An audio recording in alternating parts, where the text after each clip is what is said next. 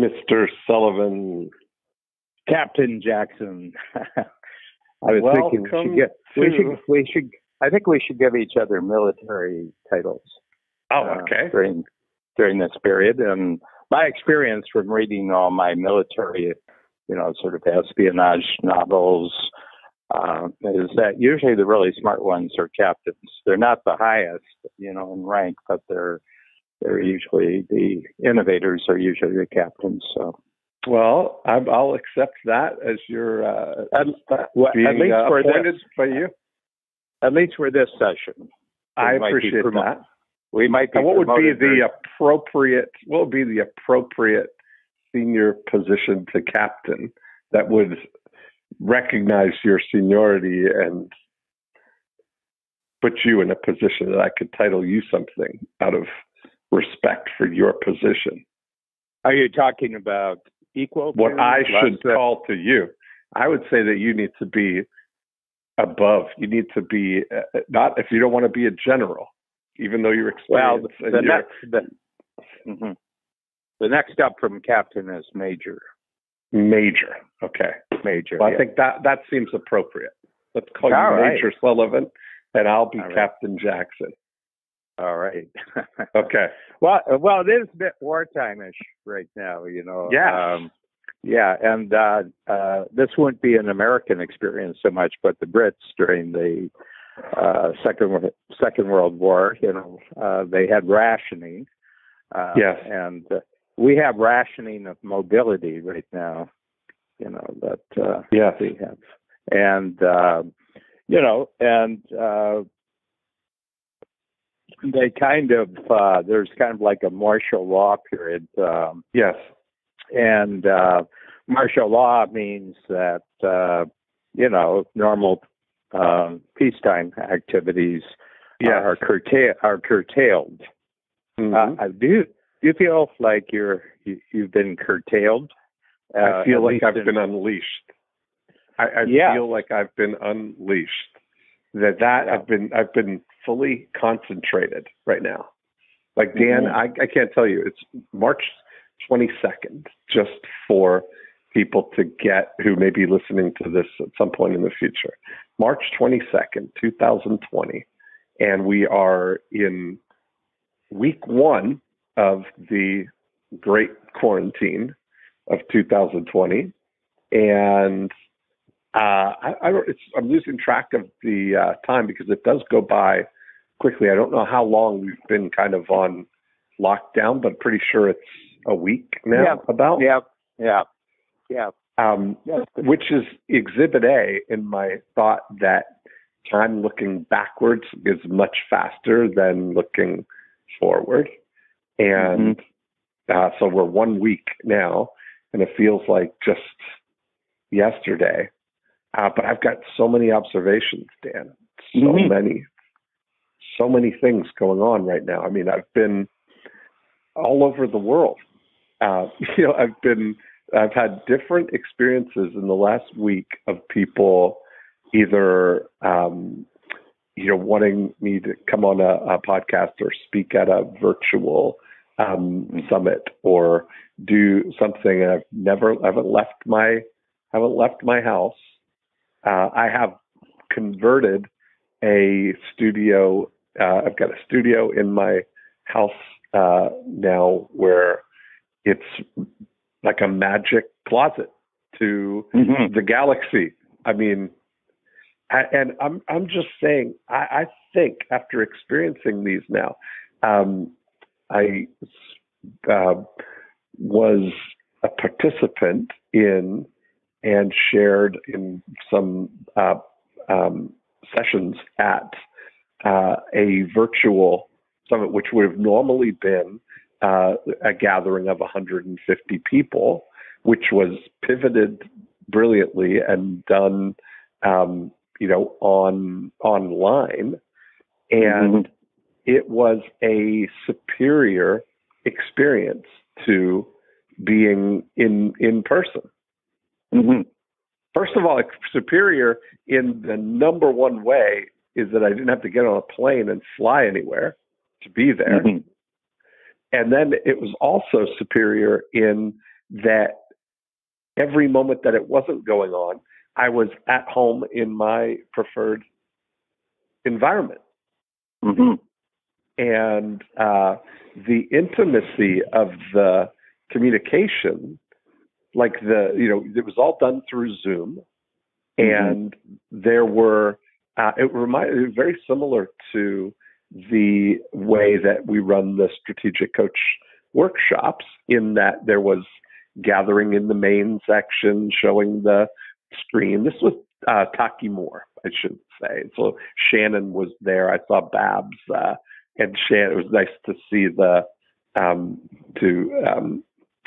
be connected in that way.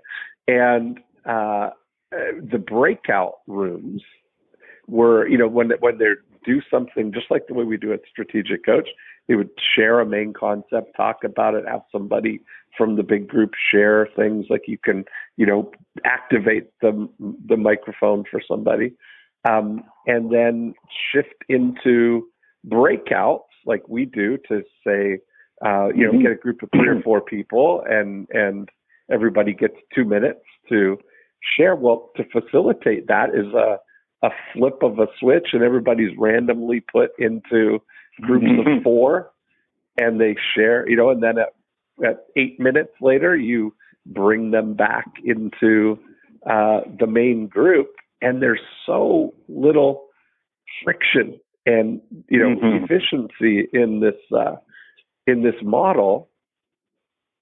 I mean, I'm telling you, Dan, it's just a superior experience. And what I said, this is because you and I talked about this on last week, that I think what we're really going to see, we're going to mark this time in history as the great migration of the masses into virtual gathering, that everybody's kind of migrating their way into Cloudlandia, where there's not going to, I don't think school is going to open for the rest of the year. School's done, and they're going to have to shift into online learning and things like that, so that the families are going to be forced into creating virtual gathering capabilities in the household, where they wouldn't normally compare. Like in business right now, a lot of people are using Zoom, and the ones who use it realize what a great tool it is. I know you've been a big user of Zoom. But I think that once everybody gets a taste of this, and we realize how much more convenient it is and how superior an experience it is, historically, we've as a society shown that once we get a taste of something that's superior and more convenient, we don't go backwards. Like that article that we talked about a couple of years ago with the tyranny of convenience, that once we get a taste of washing our clothes in an automatic washing machine, nobody goes back to washing them by hand. Nobody's pining for the horse and carriage. If they are, it's only out of a sense of nostalgia, not a sense of practicality. So I'm just, you can tell I'm kind of giddy about it. Yeah, well, it's interesting because we've, of course, with our team, we have 135 on board right now, and we made the decision last weekend, so it was right at the time that you and I were talking last week, and we said, okay, in 2 days, by Tuesday, so Monday and Tuesday, whereas we were in company, now we'll be at home, and everybody will be up and running. And we have a lot of structures anyway to how we meet, and we make use of strategic coach tools internally, the ones that we use in workshop program for the entrepreneurs. We also utilize them internally. And it was very, very interesting that by Tuesday night, everybody was cool with it. And and the next thing now that the team is in place is to get the client base in place. So we're populating the months ahead, the rest of March, all of April, and all of May, with shorter workshop times. That'll be Zoom calls, and it'll be 2 hours in the morning and 2 hours in the evening, and and we're getting people to. First of all, it loosens up a little bit because it doesn't require the same time of time and travel commitment that the live workshops as well. Right. And some people are very, very advanced with this, and some people, this is they're being introduced to this world for the first time. So there's a difference in their ability to actually flow freely between this right now.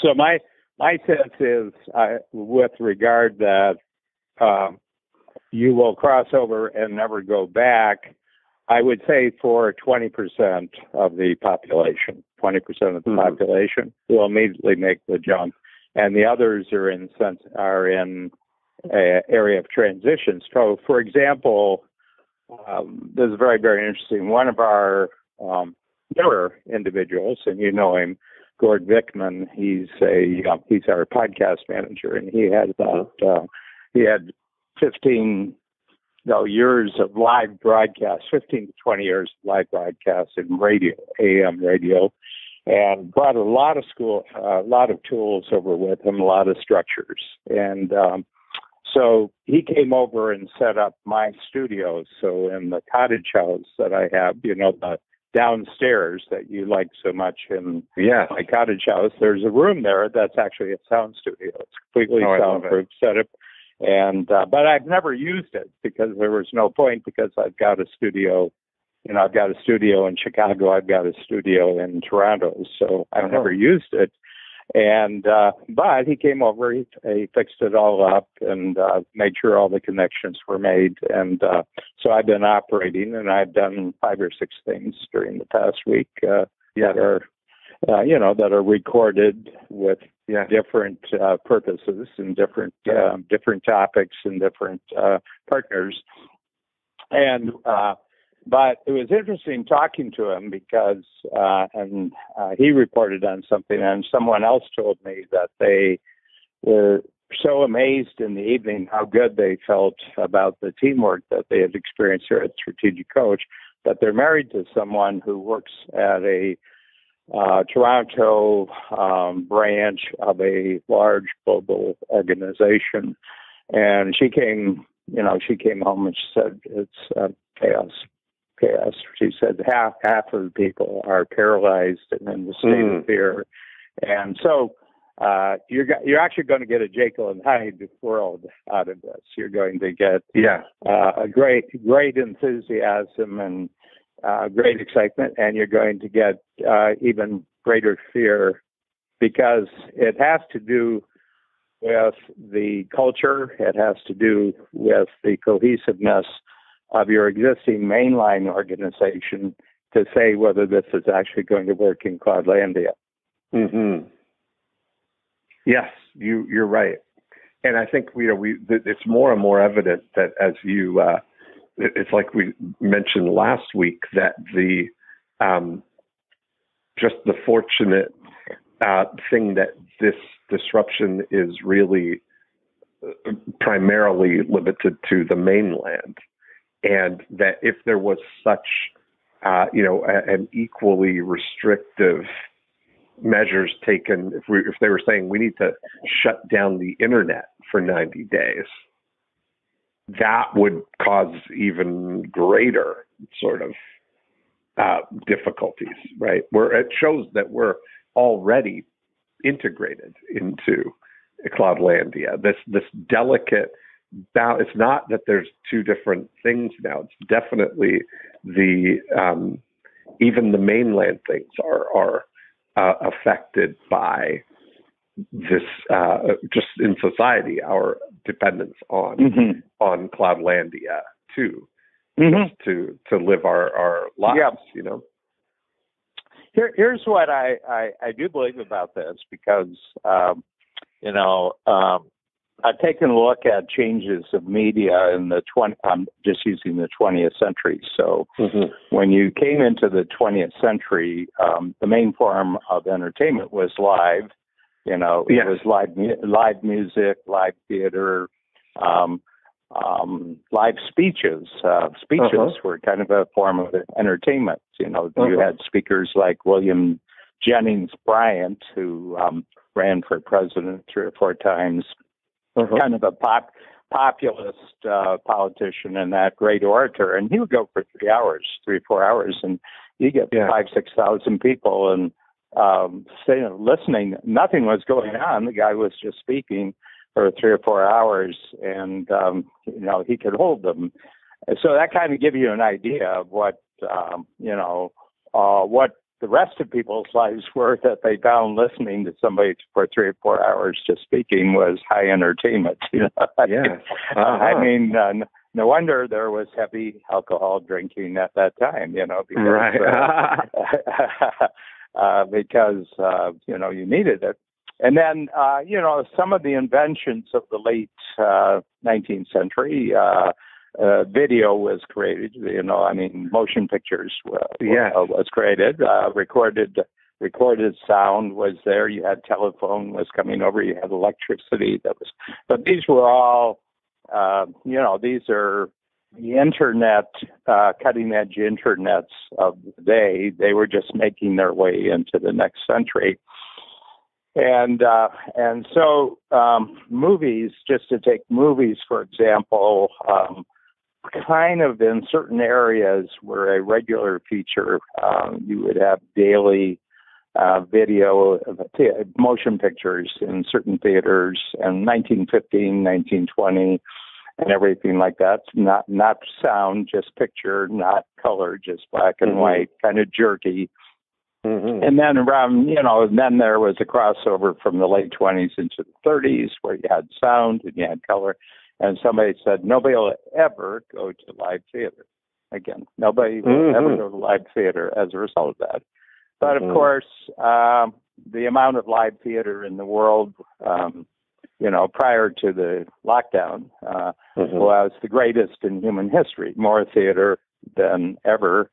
And the same thing happened, when recordings came in. People said nobody will go to live concerts anymore because of recordings.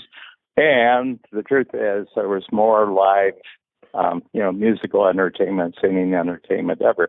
So the whole thing is, my feeling is that no new thing ever completely replaces the old thing that was there before, but it does change how the people who are still involved in the old one think about what they're doing, and they have to adjust their models. So I think what's happening is that those who can do it are doing it really, really fast. Your enthusiasm and Babs came back, and Shannon talked to us about the experience that they shared with you, and they were taking notes furiously and everything like that. And, and we can do it because we already have full access to Zoom. We just didn't know you could do this with Zoom. So they're already designing the format. And I said, whatever you tell me to do, I'll do. I said, but I want somebody there who knows which switch to hit at the right time. But I said, just pencil me in, I'm just talent here. This is, it's so great. And if everybody has the right peripherals, if you have a good microphone and, I noticed the difference of that. It doesn't have that sort of, it's an immersive experience, and which leads to being more intimate. It's not like you're hearing somebody all the way across the room and having to say, use the mic.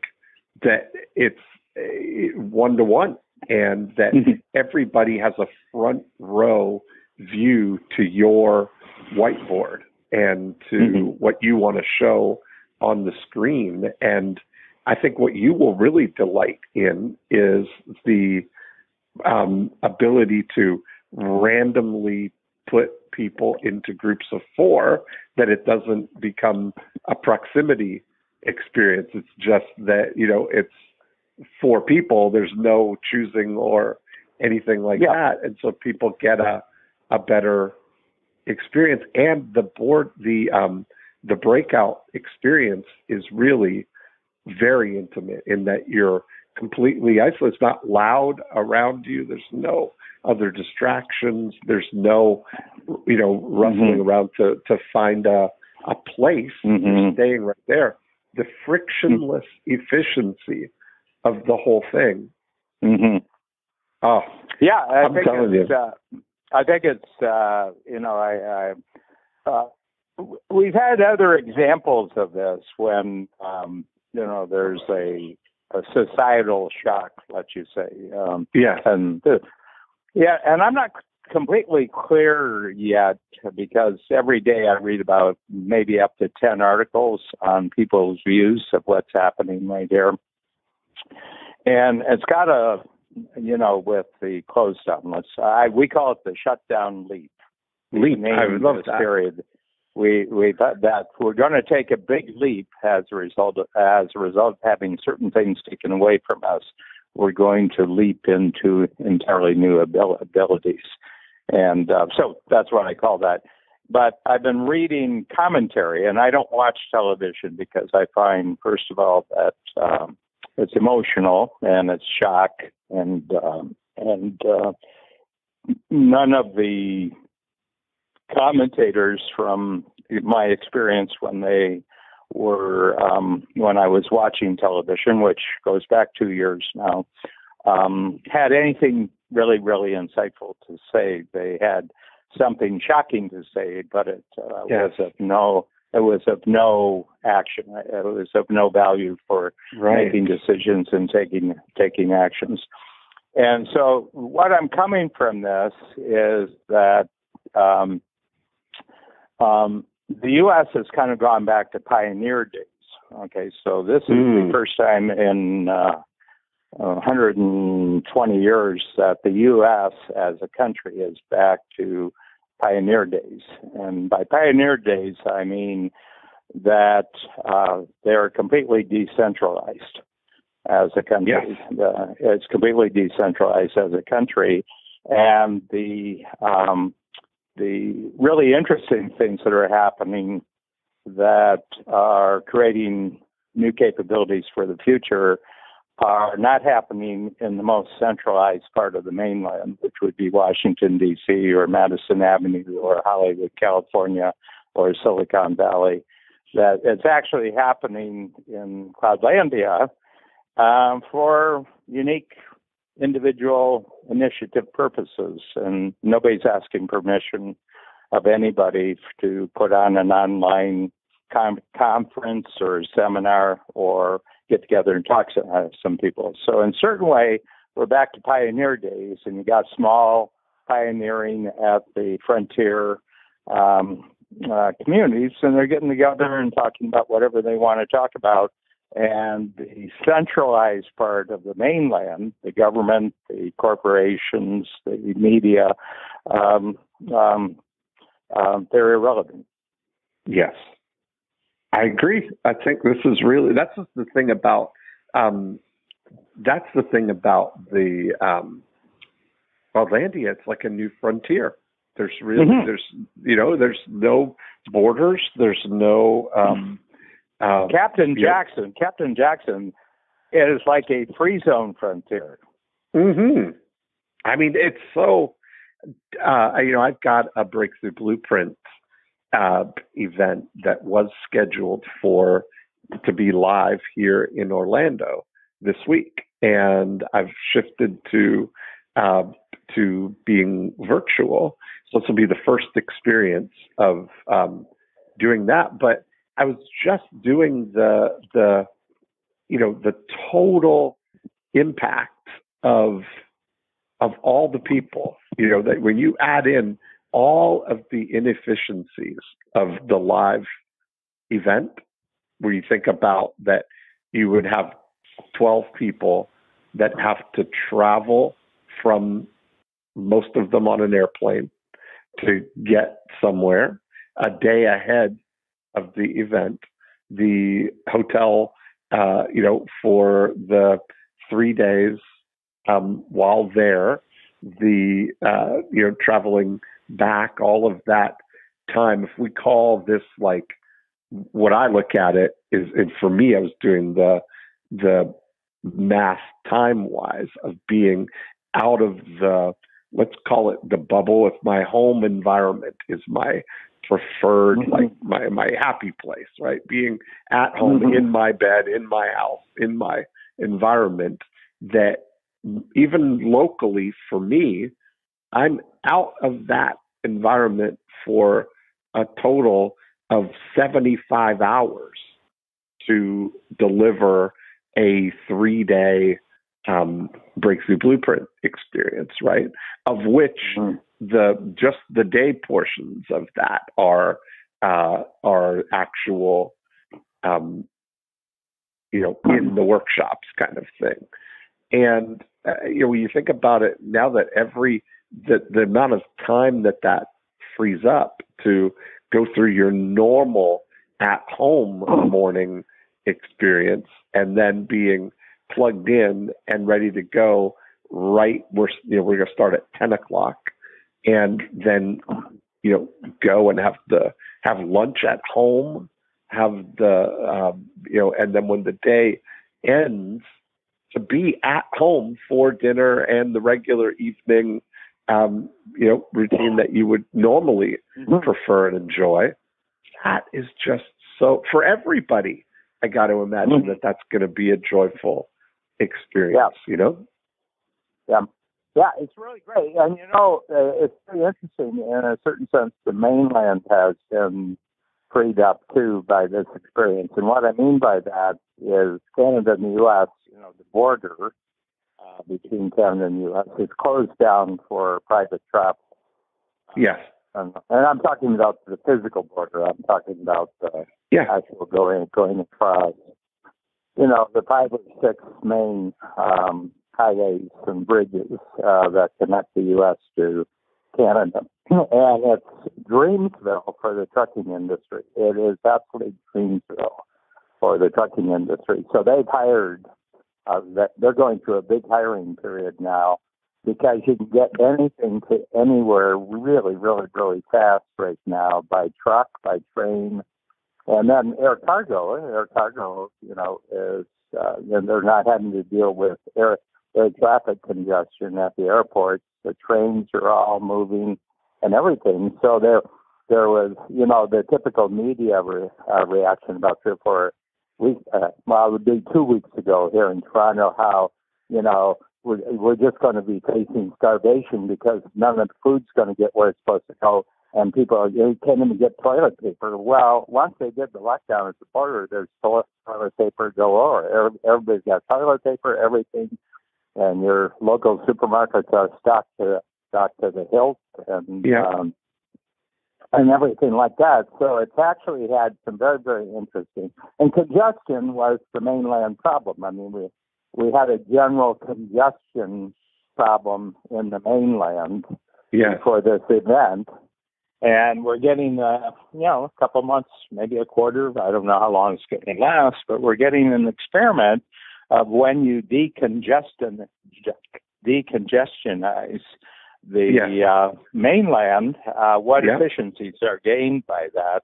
And so, and Amazon hired 100,000 people within the last 7 days. 100,000 people they hired just because you're going to be able to get everything everywhere really, really fast right now because there's no traffic.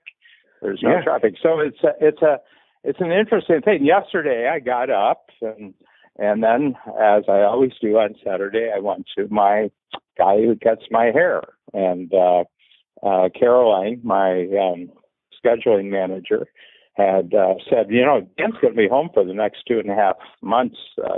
Kim, his name's Kim too. And she says, Kim, can we slot him in every Saturday? So he said, sure. So anyway, my limousine this is the one thing that we can't, this reminds me that there's an example of one thing that I do miss out of coming to Toronto is the Table 10 Society. Yeah, the Table 10 Society. I mean, yeah, it is. But we got to build this in, Dean. We got to build Table 10 in some way. Well, we should have just Table 10. I'm just talking. We're going to have a Table 10. Table 10 minutes. We can have like a portion of every one of the Joy of Procrastination. We'll call this the Table 10 minutes. And we'll just talk about things that we would talk about at Table 10. There we go. Perfect. Okay. And but I got to the Kim Do. He's my man. And, it's right at Bay Street and Scholar Street. It's just, it's right across from the Four Seasons Hotel. Yes, I know exactly where it is. Yeah. Yeah. And I went down and there was nobody in the shop except me. He unlocked the door and he said, he says, I have a whole number of appointments today, but he said, I'm putting them at different hours. And, so they haven't closed. He said they haven't closed me down yet. My team can't be here right now, but I can be here. And he said, you and I are just going to spend time together. And he came in and we chatted. He's a Vietnam refugee, so he made 5 escape attempts in the 1970s, and he was caught 4 times, and he finally made it on the 5th one. And he had AK-47s being shot over his head. The guards were shooting over his head, and then they'd capture him and stick him in a jail cell for a night, and then his parents would have to come, and they'd have to pay a fine for this and everything like that. But he made it on the 5th one, and he said, he said, it's different. It's not like AK-47s. Right. That's right. So then when I was finished that, I walked down to Quisitaries, which is just a block lower. Quisitaries is right at Yorkville and Bay. Fully stocked, everything you could possibly want. Went in, shopped for about 15 minutes. And then my limousine just waited over at the Four Seasons because lots of parking at the Four Seasons. Yeah. And, where the where people are dropped off and bellmen are there and everything like that. So great place. And I just walked over and then we drove back home. So that was my little mainland foray yesterday. And I'm going to think of other reasons for taking trips into the very, very uncongested mainland during these. Yeah. Oh, this is so great. I mean, I love to hear these. I love to hear these things.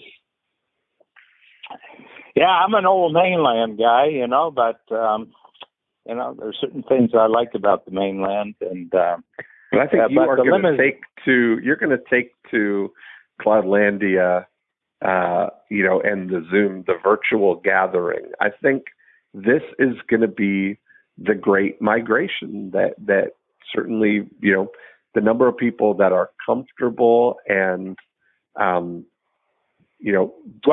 we've got 2 free zone conferences. Have you been notified? I saw something. No, you've been notified for the next 2.5 months. Actually, there's 2 per week for the next 10 weeks. 10 weeks. Perfect. Okay. And just let Eleanor know. And and I had the first one on Friday. The first Friday, and I had 10, and it was beautiful. I mean, it was beautiful.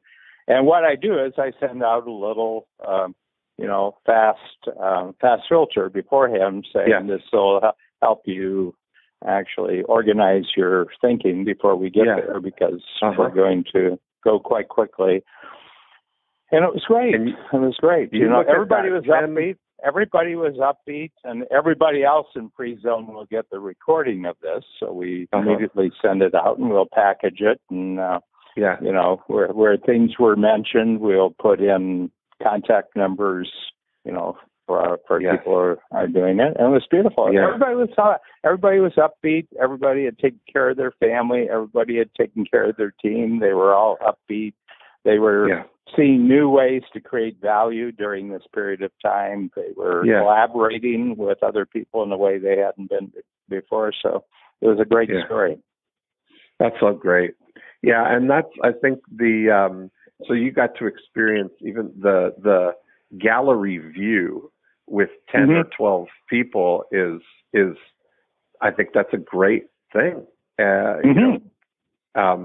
Once you get up past that, it's a little, the windows get smaller, but I mean, seeing 12 people is you can still see the whites of everybody's eyes, the expressions on their faces, and like being in a boardroom. That's going to be I think that's the thing. So there's some rules. I was noticing there's some visual rules. You can't have a ceiling fan going; drives everybody crazy. And the other thing is you can't be walking around and doing this on your cell phone. That's exactly. You need to have a station. Yeah, you need to. You have to be stable. Yeah, and if that takes a double dose of Adderall or whatever your favorite stabilizer is, then you have to do it. But you can't be being physically distracted, visually distracted. You can't be visually distracted. So I established some rules. You can't, got to be order here. I built a specific place in my home where now I've got, acoustic things on the walls. I've got lights built in, like lights already set up, all attached to a power source with one button.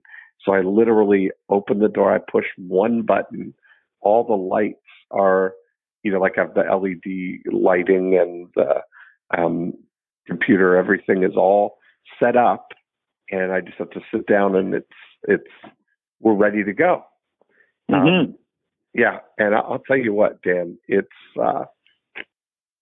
exciting times. Now, let me ask you a question, because this is a crucial question. Yeah.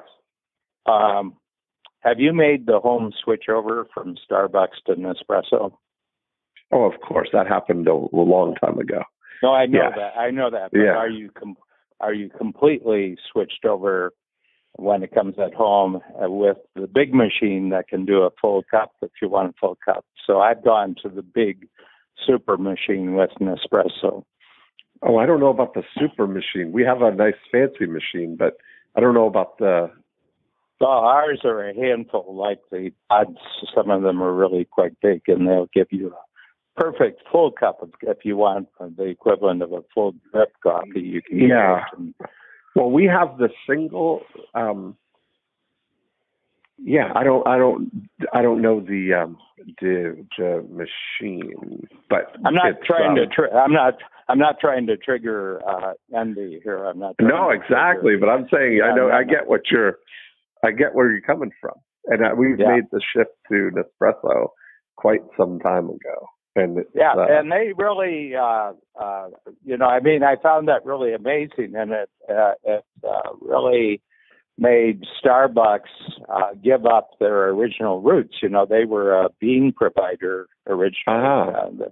This is when Howard Schultz was an employee. And they were wholesale bean merchants, in Seattle. And but he had been to Venice and saw what life could be like if you had adopted the espresso-based culture. And that was his great shift. I mean, he brought that, no question in my mind, that Howard Schultz brought espresso culture, cafe culture to the United States. I mean, he really, really did. But then they still had the bean business. You could buy bags of beans and everything else. But my feeling is that Nespresso really had created a much superior. And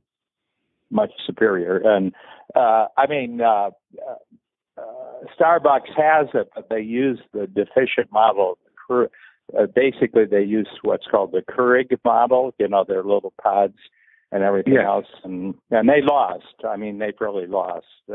That was like, what were the two types of videotapes you could have? Yeah, VHS and Beta, right? Beta, and that Keurig thing just isn't. I hate it whenever I see a Keurig machine. I say I can't stand that stuff. But Nespresso really solved it, and and it's great. That's great. Yeah. And I think this is going to be like, if you look at now the migration of what's going to happen. Do you remember a lady called Faith Popcorn? Mm-hmm. So Faith Popcorn coined a term in the 80s called cocooning. And that is, I think, now the resurgence that we're going to see that, over the next couple of years here, that this is going to prompt a lot of cocooning in the homes to upgrade the availability of participating here. Now, I said something, I've observed this because you and I, you've heard me talk about my observation over the last 20 years that we've seen this cascading, staggered, asymptotic curves of getting the progressive ease of digitizing things. So with PDFs, followed by MP3s, followed by MP4s, followed by streaming, all of the progressive things that got better and better, that this, I think now, is what we're seeing. We're entering that exponential part of taking something that you wouldn't think could be digitized, gathering, that we're moving into this is the renaissance of virtual gathering. Mm-hmm. Yeah, and it's very, very interesting. And because I have, as many of our listeners know, I have podcasts. I've built podcasts around particular topic themes. And of course, we have the one with procrastination, which is the great form of human wisdom. That's how we positioned procrastination, because it's real wisdom, and it brings clarity on your grade school report cards. Dean, this particular period of history brings great clarity. Yes. That Dean seems capable of accomplishing anything he wants or anything chooses to do, seemingly with no effort, if only he would apply himself. Imagine and the answer, apply himself, And the answer is, when the conditions are right, I will apply myself. That is exactly right. And here we are, 50 years later, whatever. 50 years. I've been 50 time periods, and the conditions are right for Dean, for captain. I should say, for only a short period of time, I can see just an unlimited upward series of promotions here. Promotions. You are a captain for not very long. You are a captain for not very long. But these are the right conditions, and I just said, people. I've been talking to people, and they say, "How you feeling about all this?" And I said, "Well, I'm just digital Dan. I'm just digital Dan." Actually, I would say in our entire company, I have had the least change in the past week of anyone in the company. I haven't really been doing anything differently in the last week than I would do normally, except the fact that I wasn't doing workshops. Yeah. Do you want to know a secret? Me too. I really have. I mean, it's very. I've now have a government mandated reason to not leave the house, but it's been hasn't been much of a change. Yeah, here's the thing that's really, really interesting about the government is I had been sort of talking to myself. I've been having these discussions with myself over the last couple of months about government workers, and I said it's not that they're worthless. I said, I want to make a point here. I don't think government workers are worthless. I just think it's getting harder and harder for them to prove that they're actually creating any value. And I think we've just taken a jump. On the other hand, there are some government workers, or certainly first responders, whose importance has gone through the roof here. Medical workers, their value has gone right through the roof. And so I think there's going to be shifting, but there's a large number of people. They said, well, we're sending all government workers home. And I said, will we notice any difference? Well, they're going to be working. They're going to be working from home. And I said, well, it's hard to get them to work when they're at work. You got to get them to work when they're at home. Right. Yeah. I mean, that's a perception. That's a completely untested, unproven perception. But I just said that one of the impacts of the digital age is that government workers have just disappeared. Unless they're first responders, unless it's police, fire, EMS, the health workers and anything, unless they're first responders, it's becoming impossible for government workers to prove they have any value whatsoever to anyone else. They're certainly not. I've noticed you wouldn't want to have a conversation with them on Zoom. Would you want to have a Zoom? Do you imagine the DMZ on I just thought of that. Yeah. DMV. I mean, the DMV, the DMV on Zoom. That would be something. No. I mean, no. I want several interfaces between me and them, and everything like that. So I think this is a real shift. It was already talked about that when should Trump get reelected, that he was going to move all the major agencies, except those that have unique importance in Washington, D.C. He was going to move them all around the country. So there's no reason for the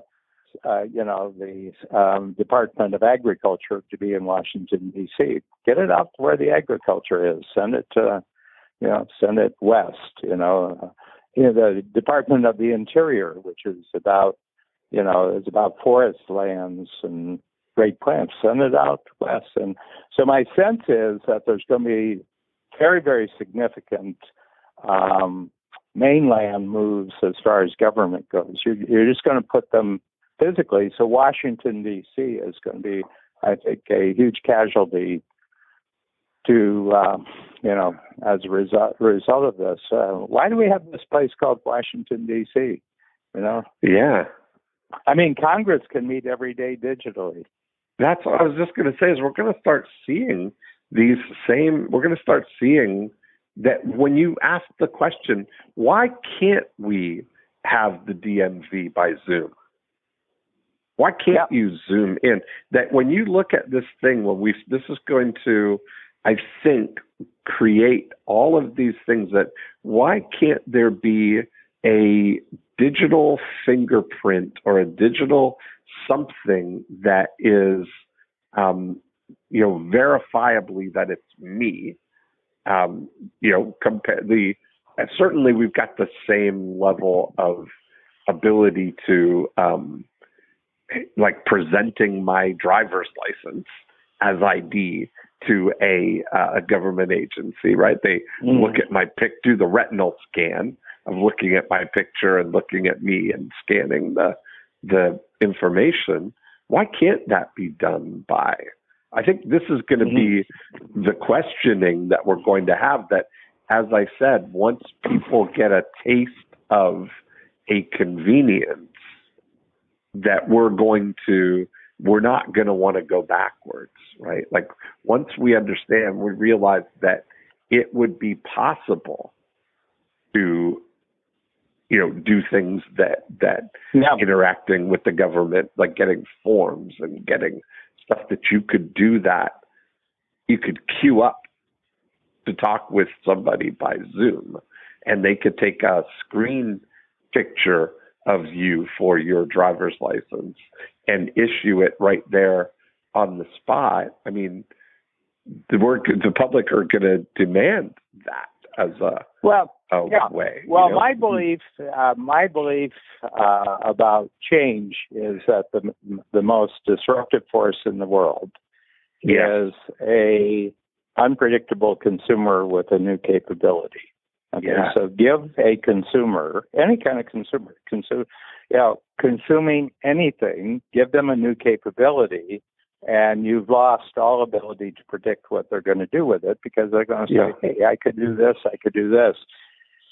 And my sense is that we're giving, in the U.S., we're giving 330 million people, well, let's say, teenage and above, we're giving, upwards of 250, 260 million people not only a new capability, but we're giving them the time to actually master the new capability. We're giving them the time and the reason and the motivation to master something new within about a 3-month period. It's almost like it's almost like the country has been granted the 3-month summer camp, and you can go and learn new skills and everything like that. And it's going to go fast. It'll go fast. Very, very interesting. I came up with a new tool. So I am doing a weekly with Shannon Waller where we're talking to all the entrepreneurs of the world, not just strategic coach clients. And I said, you should really think about this as an entrepreneur. Have you ever experienced normal times the way that other people experience normal times? I don't know any entrepreneur who's ever experienced normal times. And I said, it's always scary times. You got a cash flow deadline. We all have cash flow ever since we became an entrepreneur, and we're 100% solely responsible for it. And so I said, but I came up with 3 tools on the call. So the first one's going to come out where you just go back and identify 5 scary times, sometimes in your past, how you handled it, how you transformed it, and why you're a better person today because you had those 5 scary times in the past. So I'm going to have all strategic coach people do that who take me up on it. And but the third one, the second one is called back burner breakthrough. In other words, you've been thinking about things, but they were on the back burner, and now you've got time in the next 3 months to take back burner stuff and make breakthroughs with it. That'll be tool number 2. And tool number 3 is one that we did in our company when I was 70, and we had our senior leadership in the company to imagine that Babs and Dan were taken out of the picture. I just mentioned a crash. Babs and I always fly together. And what happens if the plane crashes and Dan and Babs are gone? And the challenge was, what would you do during the first 100 days? Okay. Yeah. And this is to our senior team members. They all did this, and we all, each of us met with Babs and me for about an hour, sometimes 2 hours. And it was tremendous. There was a big jump as a result of this. So I'm going to create another tool, the first 100 days, that while you're going through this period, be creating a game plan, which is called the first 100 days. And I said societally, both here, there's going to be a whistle, an all clear whistle that says, okay, you can go back to normal mainland, busyness before. And I said, have a 100-day game plan ready to maximize when you do that. So that's my third tool. Yes. I think that's amazing. I realized this in preparation, thinking about the disruption that we talk about of being on the mainland mainly right now, but what would happen if it were on the internet? And I just realized that very few of us have physical mailing addresses for people, even if we needed to switch to another form of communicating with somebody, Mm-hmm. And it made me think of sending out just an email to people saying, if I ever need to mail you something, where should I send it? Just Mm-hmm. a nine word crisis intervention. Well, the big thing is wherever they live, they're going to get it quicker right now. Yeah. Yeah. Absolutely. I mean, the delivery man's going to be happy for the task. Yeah. Dan, I love your idea of the leap, though, the shutdown leap. That's and by the way, that PDF that you created, what is it called? The Scary Times Manual? Yeah, the Success Manual. Yeah, Scary Times Success Manual. Yeah. The Scary Times Success Manual, that is packed with wisdom. I mean, that's really pretty amazing. Have you? Yeah, we did that. Did you have that, or did you create it? No, I did that 2 weeks after 9/11. Okay. And I did it for a particular special meeting we were going to have in New York City for New York, greater New York clients who had really taken the brunt of 9/11. And we did it actually at the Four Seasons, 57th Street on West 57th, and right below Central Park, Park. And we created a little worksheet to go along with it. I'd walk through the 10 strategies, and we did it. And then it went out, and that was sort of fax days. So we had kind of proof that about 2.5 million people saw that, and then move up to 0809, the financial, the recession. Yeah. And we reissued it, and I noticed maybe one or two word changes, but not very, very much. And that's now we were really into, Cloudlandia a lot more, 0809, and so PDFs were possible. And I think we got to 5 million, but we have proof already. We've had 40 people with major networks who've asked to send it out, some with 100,000, some with 50,000. So I think we're in the millions already of people doing this. But Shannon and I just created a 2-part, hour-and-a-half podcast. So it's strategies 1 through 5 is one podcast, 6 through 10 is another, where we go a little deeper in each of them, and we send that out as a podcast with the PDF. And then this week we're actually going to go for about 20 minutes on each of the strategies and start relating them to strategic coach tools that you can use during this period. So, that's great. Now we've gotten a lot. Well, I'm going to put if that's if we can. And you can send out anything you want. You can send out anything you want if you get it. I'm just going to say I'm going to put a link. I'm going to put a link to this in the show notes of this podcast at joyofprocrastination.com. But I'd also like to send it out to my world, because it's just every word of it is right on for right now. Well, I was time testing. I time test my tools, and usually I time test a century before and a century after. So, impact filter, I said, okay, it's 1920. You just got an impact filter on this. Would it be relevant? And I said, yep, I think it checks out. 100 years ago, and then I go to some, exotic setting in the 2120, and I said, if there's an issue or a project in that, does this work? And I said, yeah, it does. But it's kind of funny with the scary times. I took it back to the invasion of Italy by Hannibal and the Carthaginians.